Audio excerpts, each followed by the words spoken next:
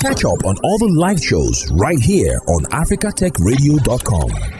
And of course, we're very much in the studio. Bookii still here, cruising, and of course, trying to catch up with the latest news updates in town. But right about now, I've got two of my guests very much ready to chat with me. We're talking everything sales today. I mean, look at the world around you. It's rapidly changing. The way we buy, the way we sell, everything is changing. And over the last few years, evolving technology has ceaselessly influenced the way we buy and reinvent the way we sell also. So in order to build a future-proof business, I believe businesses and enterprises are turning away from the traditional sales approach and harnessing tools and tactics to leverage and use emerging digital trends to stay at the forefront of their competition. And now we live in a world that is actually very, very competitive, where sales process is like very complex and requires constant improvement to maintain market space, relevancy, and agility that depends on adapting to industry shift. So today on the show, my guests are going to be discussing with me the current trends in tech and what's helping business in streamlining the management for sales and marketing operation. So I have with me Adetola and Akin, but I like my guests to introduce themselves and tell us what they do and how they do what they do best. So hi guys. Can you hear me?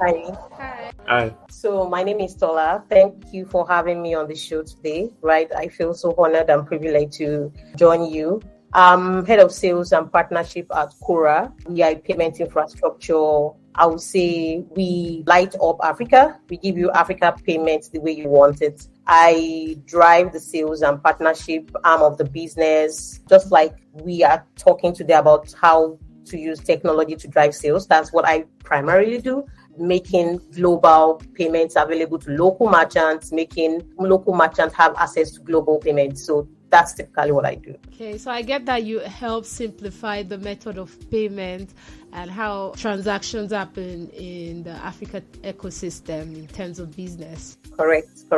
That's great. Correct. What about you, Akin? Okay, hi. Good afternoon. My name is Ayobami Akinnugba. I'm the head of marketing and corporate comms at LagosRide.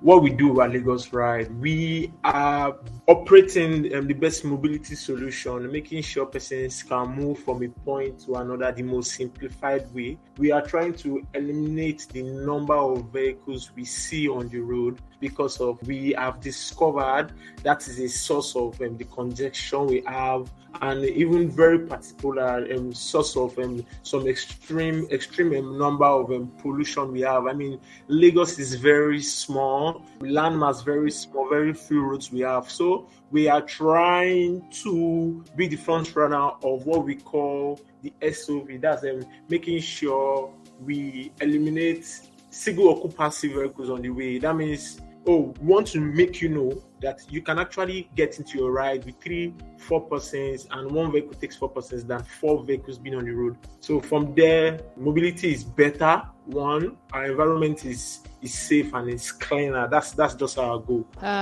From you, I can hear you're taking care of the environment while also taking care of how we move about our day-to-day life, moving from one spot to another, bringing everything to a simplified way of movement. Is that it? Yes, you're right. Good. So one thing that is key with what both of you have explained with what you do and how you do it, how you best serve the people, is you utilize technology at most for majority of what you do. Am I right? Correct. Yeah. Yes. So for that's correct answer, I would like to know from you, Tola, you can go first. What do you think about technology and how has that impacted your day-to-day job? Okay, when I look at technology, I look at it from a very broad perspective. Can you imagine the days where we didn't have Facebook, we didn't have Instagram, YouTube, WhatsApp? Could you remember the days when TV was just black and white? And then you could only watch TV maybe 4 p.m. or 5 p.m. and then everybody shuts down by is it 12 midnight? But right now, due to technology, you can stream live videos, the sales on Instagram, WhatsApp. Look at the amazing things technology have done. The billionaires that technology have created all over the world. I was reading an article from the CashNet from US, and it was talking about how much people had made on YouTube. For example, the Angel's comedy, right? They've made over $4 million from inception till now, just because they're on YouTube. And that is so mind-blowing and amazing. And it shows the power of technology. And I tell people, from a sales process is typically 7 processes, right? From when you are prospecting your merchant, or you are making contact, or then you are presenting your offer, or closing the sales. Technology has really helped. So when, for example, you are prospecting for a merchant, before you probably have to go from one office to another looking for your customers. But right now, we have so many tools just at our fingertips. You could use social media handles to prospect for merchants. You could use several CRM tools, LinkedIn, whatever technology, you are using it to push out communication, to funnel customers. When you are making contact with customers now, for example, you are talking to a customer in Brazil, you don't literally have to fly to Brazil, go through the process of probably getting a visa, buying tickets, and all those hassles of traveling. Just like what we are doing right now, just a meeting, virtual call, virtual meeting. As in, technology has shown us the power of what we could do with sales, how we could open up the world is literally a global village just by technology. So, and that's what I do in my day-to-day activities. Like, I'm talking to a merchant virtually, I'm prospecting. You could put up your sales pitch. We are doing a presentation slide. You are like, look at the opportunities metaverse is opening us to. Like, technology is just the in thing. Whether in any sales process, technology is really helping drive sales. Yeah. I like Thanks. that. It shows that you are using the Optimus and using it to the optimum level. Like, you're just trying to get the best out of everything, sucking the goodness out of technology. That's great. Actually, what do you think? How's technology reshaped your work, and how is it impacting your day-to-day job? As I always say, technology is basically God's gift to mankind, because what technology has done is automation, simplification. I mean, technology is just making life easier on all aspects, from our marketing field to the sales to medicine to everything. Basically, everything about technology. I mean, I'm just thinking of how I would be able to carry out some actions, like even having as small as meetings with clients, having as big as meeting with other stakeholders, or having our board meetings or our management meetings, even to coordinating content in our team, even to creation of content in our team. I look deep down into even the applications we use, even down to social media, down to instant messaging, even down to our random as Google Sheets. I mean, look at the time when we used to use Excel, to the fact that 20 people can be working on a Google Sheet now simultaneously. I mean, if you look at the most tiniest of things, you know how great technology has helped, down to even as far as looking at like even the AIs of now. I mean, technology is growing so fast, and I'm excited to be on the ride of technology. Technology right now is in short, our infrastructure right now, or how we even make money or pull revenue, is from the fact that there's an existence of technology where you can easily download an app on your phone and you can press your address and the car is coming right to you. I mean, technology at the end of the day has even built trust. I mean, 20 years ago, if you had told someone that you can call a ride to your house, I'm sure persons will not even, if a car is waiting for you at your door and you just enter a car, you don't know, that's not even possible. But I mean, technology has given us trust, knowing that those things can be monitored. Now, let me even take it down to what we're doing at LagosRide. I mean, if you look at the features we have on the app, the fact that you have an SOS button, I mean, that's technology. You put that button and there is an instant call, our response center, flagging that call, even down to the other features. There's even a camera, the dash cam in our rides. I mean, who would have thought that you could put the camera in a ride and people can see it and can monitor real time? You know, there's a difference between real time and just online or instant. Real time means as it is, we can see what's happening. So when you look at the operations, look at marketing, look at our day-to-day activities, even in the office, I mean, technology has done a whole lot Yes, I like the enthusiasm I'm getting from my guest. The two of you, you're pushing this feeling inside of me that has been there since I've been on this show. I mean, just talking about how technology is changing our life. I remember last week I was talking about how phones have changed over time. Like you mentioned, who would have thought like your cars are going to have cameras? Who would have thought that your phones are going to have cameras? You can speak to anybody and see them forever, wherever they are in the world. But here we are now, and of course, let's look at how people are selling and buying. That has changed greatly. But first, let's talk about what makes a great salesman or a marketer in this digital era. So what are the qualities, what are the skills that makes a good salesperson? I'll say digital skills that are needed by a salesperson to succeed. You need a good CRM tool, right? A CRM tool simplifies your process. It helps you in sales funneling. It helps you in managing touch points. You don't have to like start moving from your Slack to Skype to WhatsApp. Like it brings everything together, right? And then it also helps you in follow-ups. And all your sales tasks is just like it's under one roof, and it helps you to free up more time to be able to concentrate on more revenue generating activities. So CRM tool, your ability to be able to use a CRM tool, whether it's Salesforce, whether it's HubSpot, or whatever CRM tool is out there in the market, right? It's very, very important for a salesperson to be able to succeed, right? And then you also need to be able to analyze data. Data analysis is also very, very important for a salesman out there. You need to be able to analyze data. You need to be able to use communication tools, whatever communication platform you are that is out there. And then you also have to be able to be abreast of communication platforms that you could use, right? Because the technology world is ever changing, fast paced. You must be able to use smart communication tools to help your work, whether you are using an automated chatbot, just like what Akin mentioned. You could there's a button on their app and then it triggers an alarm. Maybe you are scared, you are in the car or in the ride, something like that. So different communication tools that you have to use. And then you now have to also be able to align marketing and sales to be able to do well as a salesperson. That's what I'll say. Akin, do you have anything to support that? Okay, so this conversation is two-sided, and I like the combo. The fact we have a salesperson and a marketing person gives us like different angles. So when you talk to me about digital skills from the marketing side, you know, marketing and communication is totally different from like the sales. Like sales different from marketing. So like when I hear digital skills, what comes to my head for a salesperson, or let me put in quote a marketing person, I want to see someone that's full enthusiasm with social media. I want to make sure you are very strong on search engine marketing. I want to make sure you are firm on data analytics. I mean, data is one very important skill that I think people don't put full light on. I mean, data is number is very important. I mean, that should even influence your decision. We at LagosRide, we have like full dashboard for all of our data. We see when things are happening. We see when we put up a policy, how people respond to it, how our drivers or how our riders respond to it, even down to social media. We see when we put out this kind of content, what is the response to people? Do we have positive from the sentimental side? Do we have negative? Are people neutral on this? Data is very important. Then you go down to content marketing. I mean, content is gold now. How are you putting all of these things out? Down to email marketing. Like you need to be firm on all of this. I mean, some persons neglect the whole importance of email. Like everything doesn't really boil down on social media.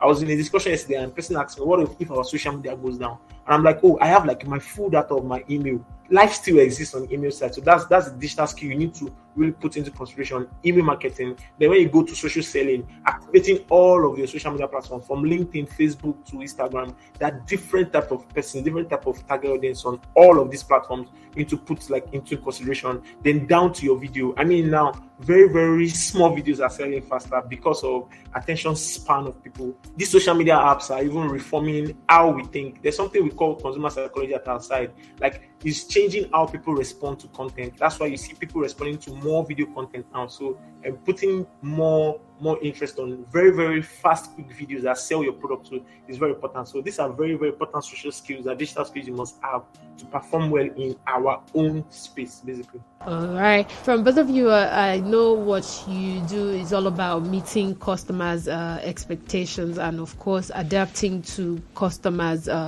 behavior also in pitching, in the kind of content you're putting out to attract them and to get them to patronize your businesses. So what are the factors to check when selecting like technologies to use or to leverage on in pushing what you do? Okay, so first thing, when I'm picking tools for myself or for the team is first, how does it fit our problem?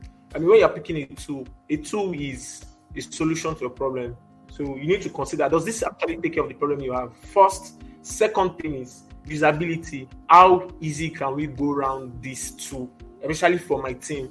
I'm not going to pick a product that only me can use. I need to make sure I can use it properly and my team can adapt to it well. Third, how does it fit into our market? So there's something now, it's just now products are being built for this side of the market.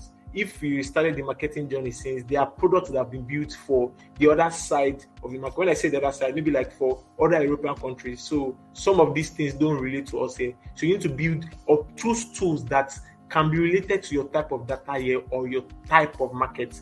And the last one, the most important thing actually is trust. Now, because of the business we do, we meet with the very, very important data of persons. So I'm not going to involve myself with a tool that can jeopardize my data or can put my data at risk. So that's something that is very, very important. So I would say what I'll look for is just like what Akin has mentioned, purpose. Does it meet with my purpose? Does it meet with my need?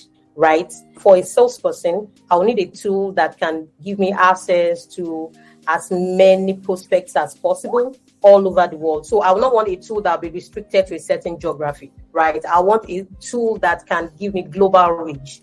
And then I want a tool that can now collate or aggregate all communication platform under one roof. So I won't want a tool that will say, oh, I can only help you manage your WhatsApp and your Instagram messages. No, it won't work for me. I want a tool that will be able to collate all my messaging or communication platforms under one roof. It helps me to be able to free up more time to drive other revenue generating activities. So that purpose need is very, very important to me. Then, like I mentioned, the reach, like what's the reach of this tool? Who does it speak to? What's the persona of the clients that I can reach through this tool? You understand? So I won't want it that will restrict me to a certain persona or a certain demography. You understand? That can give me a global view. Whatever persona I'm talking to, I can reach out to them. Those are the kind of tools I'll be looking for as a salesperson. And then most importantly, again, is security, because data is very, very important. We need to keep customers' data as confidential as possible. I want a tool that will be secure, right? Everything is in the cloud right now, and nobody wants their information like traded or their information to be leaked. Data privacy is very important. So for me, a third aspect, which is also very important, is also how secure is that tool? How secure is that platform? How reliable it is? So I would say purpose of meeting my need, the spread that I can get, the reach, and then also security those are the key elements I'll look at for in any tool for a salesperson. All right. One key factor I hear from both of you is data protection, which is something that it's a prevalent issue right now because the ecosystem in Africa is rapidly expanding, and when we look at it, everybody is trying to get their data on different platforms. I mean, if I'm going to use Cora Pay, I would have to insert some of my data, and if I would have to use LagosRide also, I would have to share some of my data with you. So that brings us to cybersecurity. What do you think about cybersecurity in Africa and of course in Nigeria where you operate? How can they do better, and what is the situation right now? We're in a very delicate phase right now where data is key. We have to be very careful about data, and we're opportune that this part of the world is getting into the tech space where some solutions concerning data has already been established. I mean, we didn't go into the tech space, or we didn't come into the tech space when the world was in the full mess of having data issues. So right now, that's why it's easy for us. That's why you won't hear frequent calls of my card details was misplaced. Someone is hacking into my account now, because of a lot of data security and technology has been developed now, even from as simple security certificates, even on the side to okay, let me give an example. Now on our site, if you want to put in your wallet or you want to put in anything concerning payments, like there are certificates already put into the system that even enables the backend engineers to get your data in an encrypted form. So you should not be scared that you're putting in a data, but someone from the backend is saying it. No, even at the backend, they're encrypted. Yeah, because we treat data with so much delicacy. We want to make sure everybody is fine. Because I mean, in the ride-hailing business, over time, you've had a lot of issues of they're debiting my card. They can see transactions from different hailing guys, and also that's something we're really particular about. Making sure your data is safe, your data is encrypted. There are security certificates and there are security softwares that encrypt your data. So you should have like no fears when you are inputting your data on our side. Okay. So how do you guys protect data at Cora Pay? Cybersecurity is a very big thing, right? It's estimated that there will be over $10.5 trillion cyber crime annually by 2025. And that's a very staggering figure, right? So the onus lies on everybody, every one of us, to be very, very conscious of cybersecurity, right? At Cora Pay, we are certified. We have the highest level of ISO certifications that protects data, right? That protect financial transactions. We are PCI DSS certified. We have the PSSP license. We are licensed by the regulators in Nigeria. We have several cyber security licenses. So our platform is very, very strong and very, very secure. And I'll say one thing about cybersecurity in Africa. We need a lot of education, right? We need to keep on educating the users. I remember when I was in the bank, it was kind of a big issue then, when cards came out, people didn't know how to use their cards on the ATM machine. And then we see a lot of swap, maybe an old woman, she doesn't even understand what she's seeing on the machine. And then somebody just pops up from the back, try to help her, and then they exchange the card. All those kind of things that happen. People are not yet so totally confident in putting their card details online and stuff like that. But then we see that a lot of consumer communication keep on coming out, and then they say, don't divulge your card details to an unknown party. I had an instance then when I was in the bank that a woman came and she was breathing fire, like, no, her money had gone out. It was the bank that removed her money and all of that. I said, Mama, please calm down. Let's check what happened. And we went to the CCTV. We checked the CCTV. And could you believe it that it was our son that was actually using the card to take her money? So the son had knowledge of the PIN. So if the son had the card and didn't have the PIN, he wouldn't be able to use it on the ATM. Probably could use it online or something. But then because the old woman was not as educated or didn't have that consumer education to that level, she was like, oh, take my card, go and withdraw the money. And someone else got there and just wiped out all the money. So consumer education, we can never overdo it, right? We just have to keep on doing it over and over and again. And then we need to always get trained personnel. Like organizations must make sure that they have cybersecurity experts that are handling these delicate aspects of their transaction. And that's what we do at Cora. That's what we do. Good. I like the fact that customers' information are protected using Cora and, of course, using LagosRide. Now, let's move on to sales pitching and, of course, strategy, because most of the time we can have like a good brand and everything, but how we pitch and how we sell matters a lot. So what goes into this process of pitching and getting a good strategy plan to penetrate the market? So the process for a good pitch comes from, you have to know your customer, right? You have to know your customer's need. You have to know your customer's business. So you want to sell a product to me and then you don't know my need. It's just like you are just choking down your own product, just like choking it down, and I could just like puke and say, no, I don't want. So for you to break through whatever barrier, like the first barrier for a customer, you have to like know your customer. Who is my customer? And what is their need? What market are they targeting? What is their need? Are they coming to Africa? What part of Africa are they interested in? Is it west, east, north, south? What is their need? What do they need at this point in time? So it will help you to be able to pitch your product. And that's what we do at Cora. We understand our customers. We understand their business. We understand their need. And then we are able to tailor our pitch, tailor our solution, right, to the customer's need. And it helps to drive sales. Trust me. So when you are meeting the customer's need and then you are pitching your sales along that side, it helps you to close the deal and it helps you to scale business. So it will actually now be a mutual partnership. It will be beneficial both to you and also to your customer. So we are not just like throwing things at the customer. No, you understand their need. You are solving the problem. You're solving the customer's need. They are making more money, making more revenue. You too, you are also like making more revenue. So it's always a mutual symbiotic relationship that we create with our sales pitch at Cora. Is there any app or any tech tools you use to achieve this? Yes. So we use a lot of CRM tools, right, to achieve this. A lot of CRM tools. We check out our customers, check their businesses, check what they do on LinkedIn, check them on their websites. Sometimes we will have some kind of background information with maybe one or two of their personnel, talk to them. We want to understand your business. What do you do? So we use this kind of tools, like online tools, like I mentioned, LinkedIn, communicate with them, CRM tools, Salesforce, to have better insight into what they do. Yeah. Yeah, so I'll pick something from what my madam has said. Okay. So the simple thing now is pain points, basically. So there are different reasons why persons use products. It's either it is saving them money, or it is giving a solution to a problem they have, or it's multiplying their money, basically. So now, if you look at the saving money side, that's like the old digital bank. If you look at the multiplying their money side, that's the investment.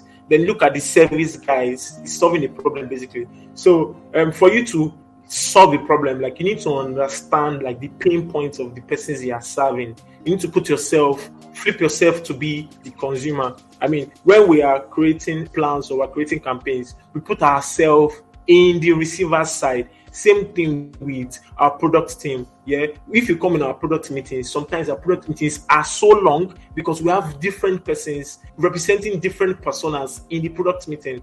And because of that, our products come out so well because we're trying to satisfy as much personas as we can, or trying to solve as much pain points. So the key thing to penetrating or getting to the good side of your client or your consumer is actually understanding the pain points. I mean, know where the shoe really pinches here and get into the shoe and give them the exact solution to that. I mean, when you do that, it's very simple. That's the first step to the easiest way to selling. I mean, when your product can solve a problem, you really don't need to even sell too much. It's just very simple. People are seeing a solution to their problem. Now, where marketing now comes now is how you sell that solution to them. How are you selling to them? How are you painting the scenario they are in to them so they know, oh, these guys know the scenario we're in, and their product is giving a solution to the scenarios we're in, and they come on. It's just simple. Yeah, if you have headache, you take paracetamol. It's just direct. So nobody's going to take another drug when they have headache. That's what it does do. So what marketing now does is put them on top of your mind, like put your product on top of their mind, top of mind. If they have any problem, it is you that literally run into for solutions. And when they constantly run to you for solutions, every time you become their go-to guy and they're stuck with you. That's when the whole community thing comes, and that's where the cult following comes, because you have given them solution over time, basically. I like that. Right now, when we talk about giving solutions to consumers and customers, we look at their journey, and of course we look at how we can give them a better experience. For this right now, I think when you look around you, there are news around you about chatbot and artificial intelligence. How that like shaped your job and roles, and how you pitch and how you sell and how you market your product to the consumers? Okay, so artificial intelligence is what out there on the street right now, right? From chatbots to chat GPT, it's all about artificial intelligence. So at Cora, one of the things we are doing to help drive sales and to even simplify the sales process is we are launching our chat box. And what the chat box is to do is just that anybody going to our website, right, they could onboard easily on Cora without any support. So just go to Cora, you are able to put in your details, what kind of business you do, and then you have this instant response, instant reply, upload your KYC document. These are the KYC documents you need.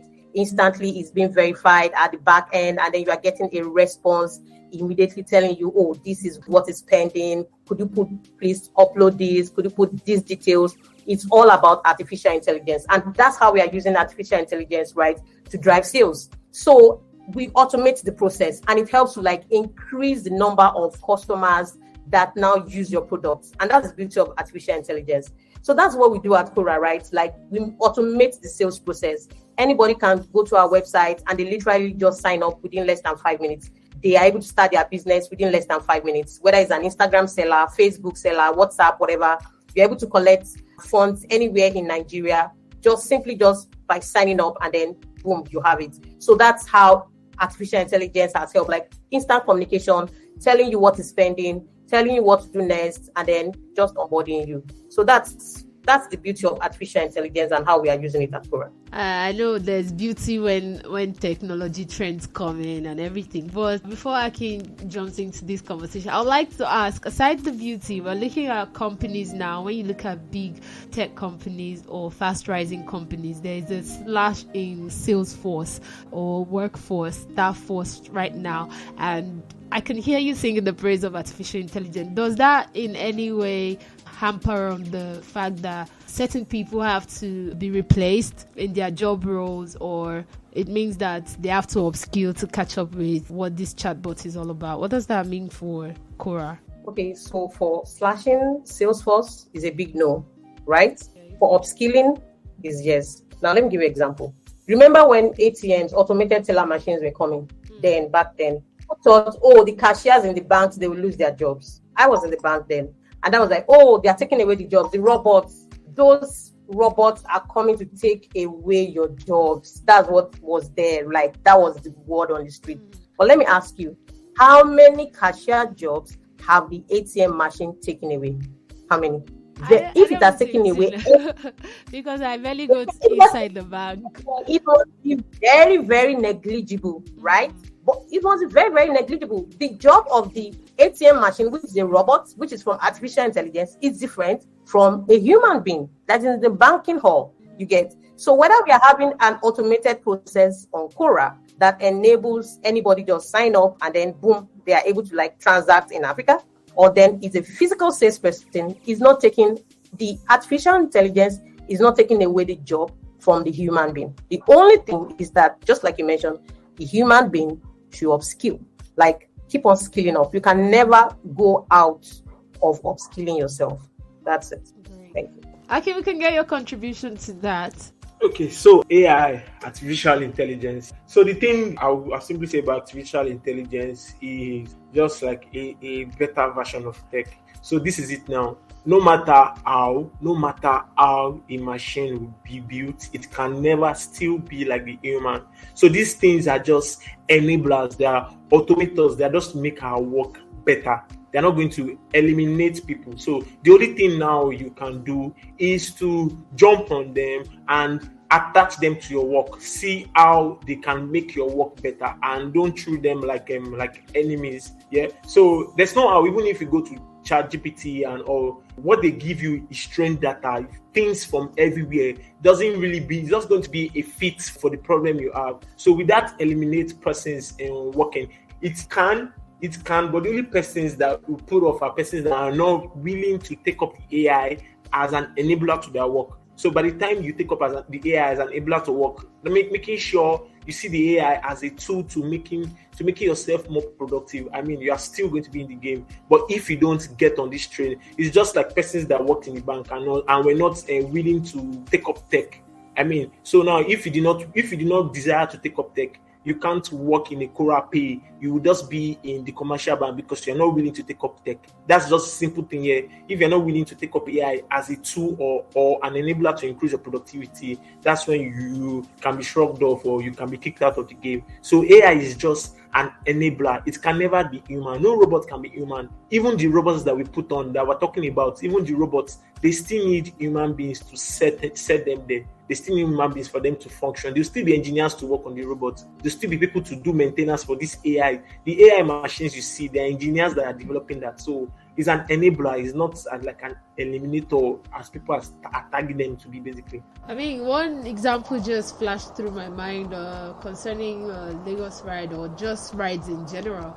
Remember back in the days, just before Google Maps and everything was introduced to us, usually when you're driving and you're probably on a road that you're not familiar with, you have to be driving and stopping at everywhere you find any person to ask, please, what's the nearest bus stop? Or I'm going to this place, I'm going to that place. Or you have somebody in the car with you and you guys are just trying to navigate your way manually. But right now you have like your GPS directing you, turn left, turn right, you've arrived, and all of that stuff. I think that's also a great way to look at this. Yes, I mean, in the GPS, when you look at the new versions that are coming on, there are some features that we are adding as a result of artificial intelligence. In a case whereby you can have like instant directions to frequent places you visited. So when you even want to order, like it saves more time to picking your order, even filling up your details and all of those things. So there's a lot of importance AI can bring to us if we are ready to welcome them as an enabler and take up the knowledge of them and add to our work, basically. So I'm about wrapping this conversation because it's been great conversation for anybody looking into sales and also looking at what you do at Cora. I think there's a lot of information here for them to get. But then let's look at the golden rule of selling, because I remember at the start Tola mentioned about how you prospect, and these are like the lineup of how to have a good sale. So what's the golden rule of selling a brand or pushing a brand into the market? So the golden rule for selling for me is that you sell to other people the way you would love to be sold to. So, and that still brings us down to all the conversations we've been having all day, right? Like knowing your customer, knowing your customer's need, knowing your customer's business. You're not just out there to like choke down your product into somebody's throat, right? Sell to me the way I would like to be sold to. Sometimes you go to a restaurant, you get there and then you just find this very terrible service. And then I just look at myself, I'm like, I'm in the service industry. I sell to other people too. How could people be selling to me this way? Like, sometimes I just say, oh, maybe they're tired, or maybe, but then the golden rule is sell to people the way you want to be sold to. So it's always like that. And that's what we do, right? Like I mentioned earlier, we try as much as possible to understand our customers. Is very, very key. Know their business, know their need. Because if somebody is selling to me too and they don't know my need, there's going to be a pushback. Trust me, there's going to be a pushback. But then the golden rule is that sell to me the way I would love to be sold to. That's like understanding my business, honesty, integrity, empathizing. And that's what a robot or a chat GPT or chat box or whatever the AI can never be. An AI can never be empathetic to anybody. Like they can never be empathetic. So they will just like, okay, they said I should do A, let's see, B, C. But they won't be able to like empathize. So that's why you can never take away the human factor, whether from sales or marketing or whatever field, right? So golden rule, like I said, is you sell to other people, right? The way you would love to be sold to. Okay, is there any rules guiding marketing, like a golden rule that applies? I don't know if there's any golden rule in marketing, but I'll just add to what she said. Okay, let me flip it too. So let me just put it this way. As I said earlier, if you are marketing to someone, aside considering their pain point, actually market to them how you want to be marketed to. Let me put it that way. Now, if you want to put out content, selling your products, look at the receiving side. How do I put out this content in a way? If I were to be the one that has the pain point, how would I receive it? But the only thing about that in marketing now is that, as I always say, if you're in the marketing space, you can't think like a normal person because you are marketing to normal people. So sometimes you think outside the box because you have to constantly wow people to catch their attention. You don't have to do the regular every time, but still consider their pain points. Be quote unquote, be wowish about how you are selling your products. Sell your products, market to them how you think you would want to market it to, basically. As she said earlier, don't go deep down into their throat or get them stuffy or get them bored. Sell in a very excited way. So when persons see your product, it gets spent always. And when they're looking for a solution to their problem, you are the first person coming to their mind, basically. Okay, I'm about to wrap this, but there's one particular thing when it comes to sales, when it comes to marketing that happened, and most people usually shy away from talking about it. It's handling rejection. I mean, when a customer says no, or maybe after putting up a good pitch or a good marketing strategy and you get rejected, how do you handle that? Sometimes I ask myself, how do you handle rejection in relationships, right? Because sales, nobody's mate. When people get served breakfast, I've seen different reactions. I've seen people turn from A to Z.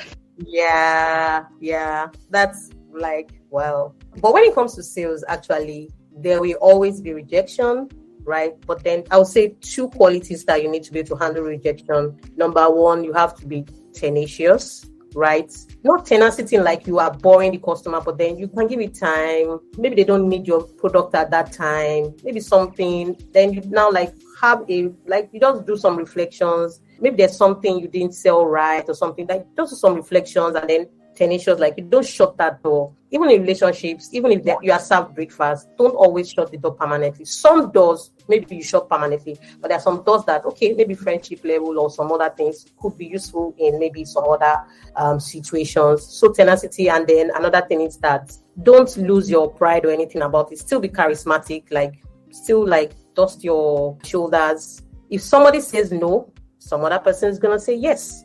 So that's how it works. So just keep being tenacious, being persistent, go out there, sell your product. If somebody doesn't buy today, he may buy tomorrow. I like your advice, because right now you've given advice to a salesperson and you've given advice to people in a relationship. That's great. I like marrying sales and relationship because it's kind of like tags along together, kind of, if you look at it. Yeah, it does. Aki, how do you handle rejection? Not in relationship, please. When your marketing strategy doesn't seem to work. Nobody's above breakfast, actually. Even in our own field, we dey chop am. But one key thing with breakfast in marketing basically is picking why. This is it now. I'll put it this way. When you make a meal and it does not bang, you need to go back to why it did not bang. You need to review the reason. Yeah. When you put out content and it doesn't engage or it doesn't bang, you need to know why.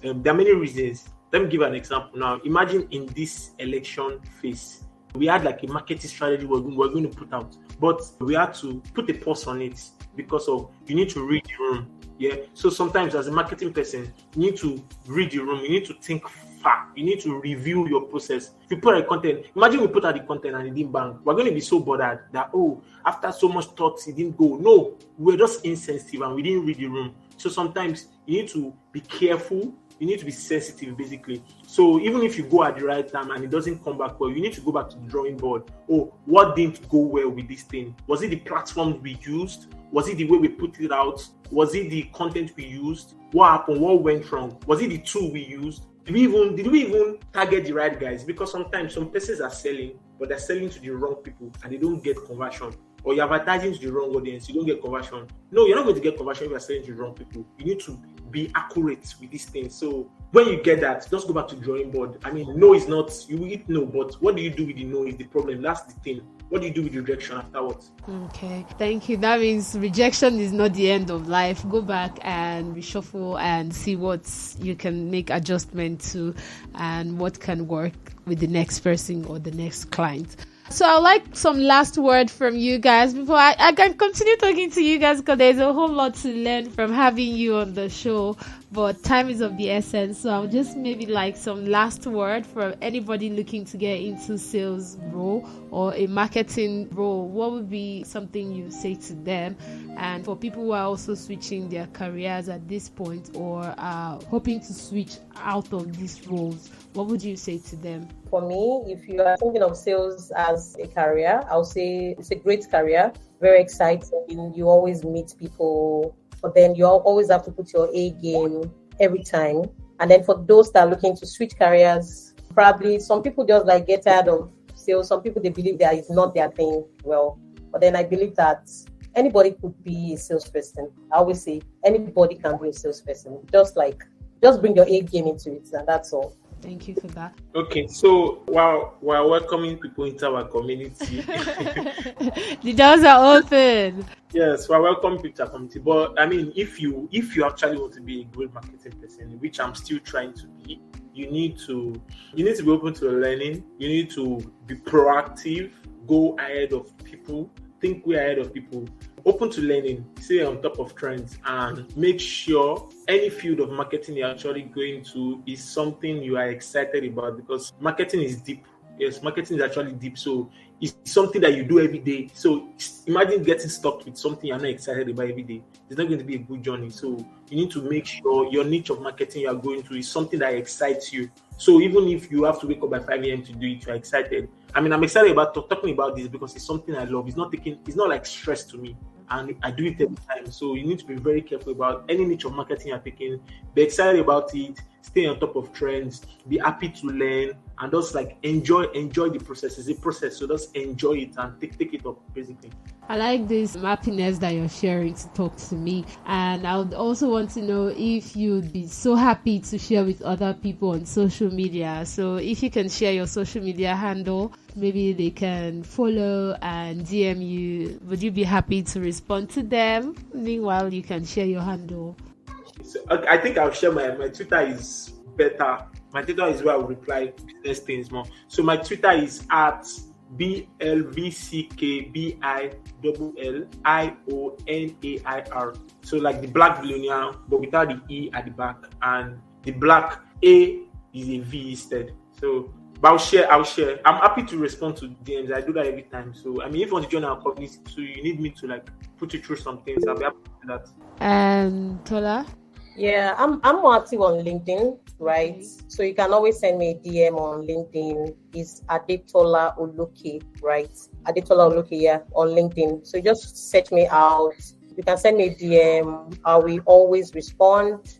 If you need guidance, mentorship, advice on how you can navigate your career. I spent quite quality years in the bank before I now joined the fintech space, which I'm really enjoying at the moment. So if you need maybe advice or whatever on how you can navigate in your career, or you are pivoting, let's have a discussion and see. All right. Thank you. I'm so tempted to ask you one last question, Tola, not for Akin, because International Women's Day is around the corner, and you talked about pivoting from the banking sector into fintech. So how is that going for you, and what would you say to women? Are there enough women there, and what would you say to women looking to jump into the tech space? I'll say for women, we want more women to join the tech space, right?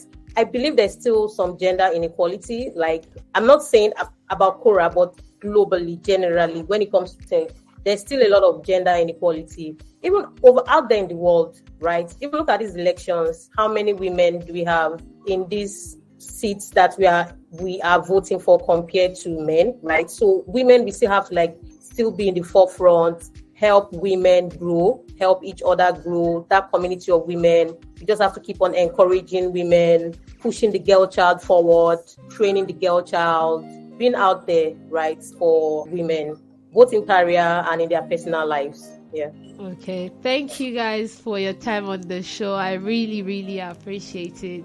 And it's awesome conversation we've had so far. So good. So from the table of Africa Tech Radio, I want to say thank you to Tola and Akin for your time. Thank you. Thanks for having us. Thanks for having us. Yeah. Right. Yeah, thank you. Okay. Bye. Bye. Do have yourself a lovely, lovely evening. You too. Bye. Thank you. Thanks for listening, and don't forget to catch up on all the live shows right here on africatechradio.com.